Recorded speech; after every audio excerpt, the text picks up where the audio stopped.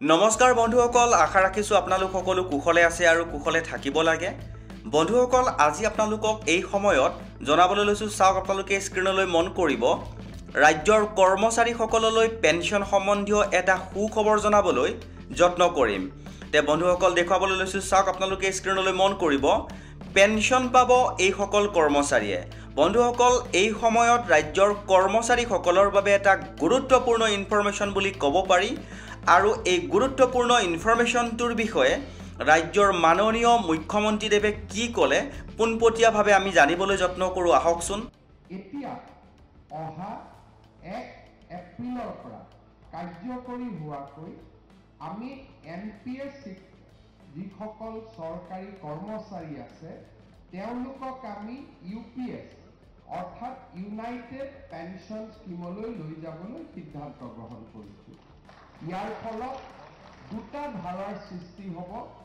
10 বছৰতকৈ কম চাকৰি থকা সকলে এটা নিৰ্দিষ্ট পেঞ্চনৰ পুঁজি লাভ কৰিব আৰু যিসকলৰ আৰু এটা পিৰিয়ড চাকৰি তেওঁলোকে সমাপন কৰিব তেওঁলোকে সম্পূৰ্ণভাৱে চৰকাৰৰ পেঞ্চন TADA বা যাক আমি ডিয়াৰনেছ এলাউন্স বুলি কওঁ, এই গোটেইবিলাক পেঞ্চনৰ লগত জড়িত হৈ পৰিব।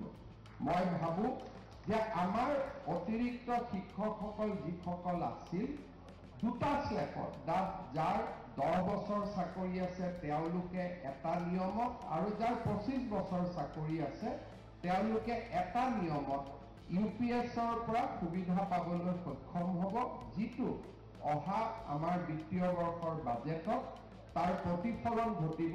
আৰু সেই বিষয়ে মই বহুত ডিটেইলছত ক'ব খোজা নাই, কিন্তু নিশ্চিতভাৱে যোৱা কালিলৈকে য'ত আমাৰ পেঞ্চনৰ একেবাৰে সুবিধা নাছিলে, এতিয়া আমি 10 বছৰ চাকৰি থকা সকলে চৰকাৰৰ পৰা এটা নিৰ্দিষ্ট পেঞ্চন লাভ কৰিবলৈ আমি সক্ষম হ'ম।